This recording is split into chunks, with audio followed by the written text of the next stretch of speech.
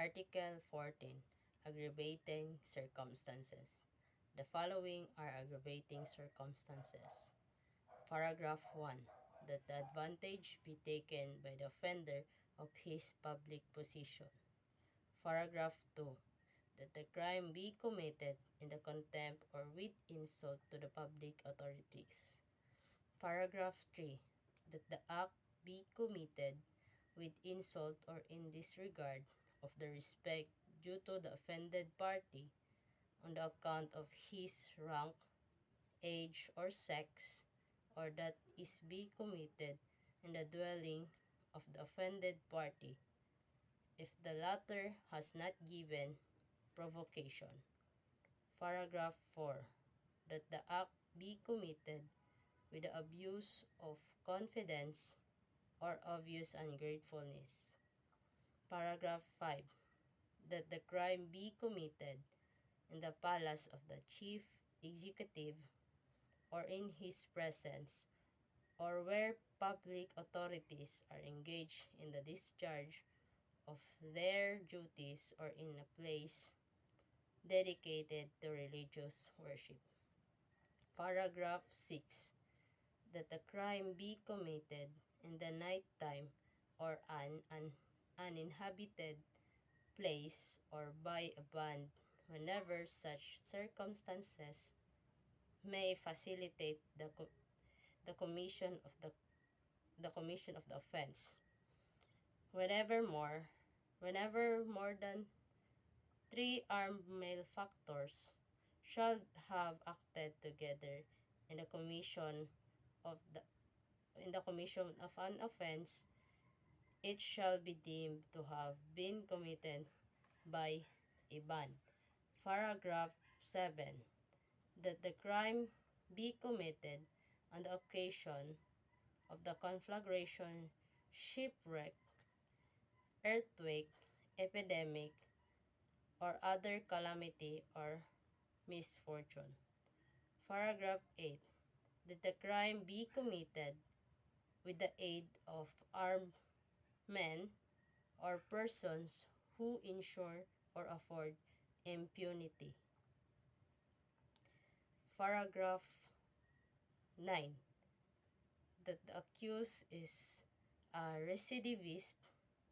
A recidivist is one who at the time of his trial for one crime shall have been previously convicted by final judgment of another crime, embraced in the same title of this code. Paragraph 10. That the offender has been previously punished by an offense to which the law attaches an equal or greater penalty, or for two or more crimes to which it attaches a lighter penalty. Paragraph 11. That the crime be committed in consideration of a prince's reward or promise. Paragraph 12. That the crime be committed by means of inundation, fire, poison, explosion, stranding of a vessel, or international damage, derailment of a locomotive, or by the use of any other artifice involving great waste and ruin. Paragraph 13.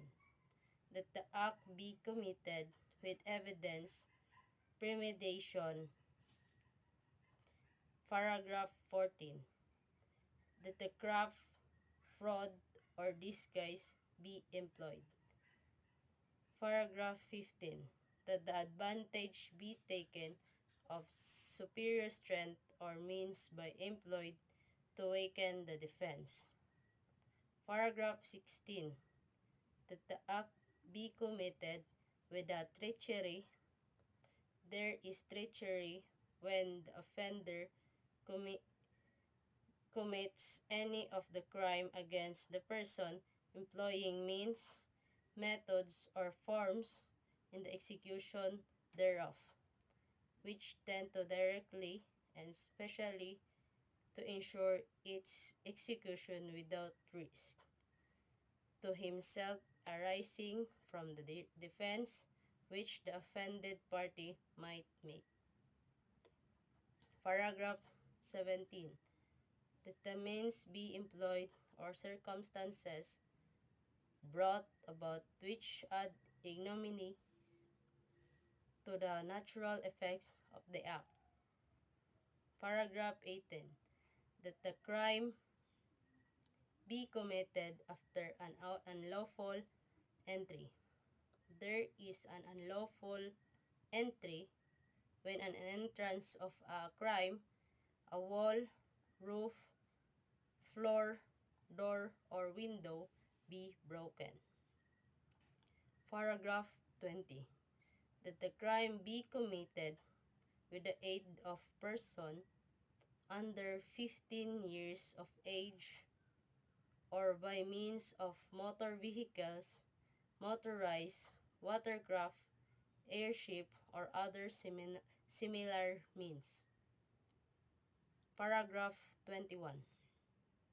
That the wrong done in the commission of the crime be deliberately augmented by causing other wrong not necessary for its commission.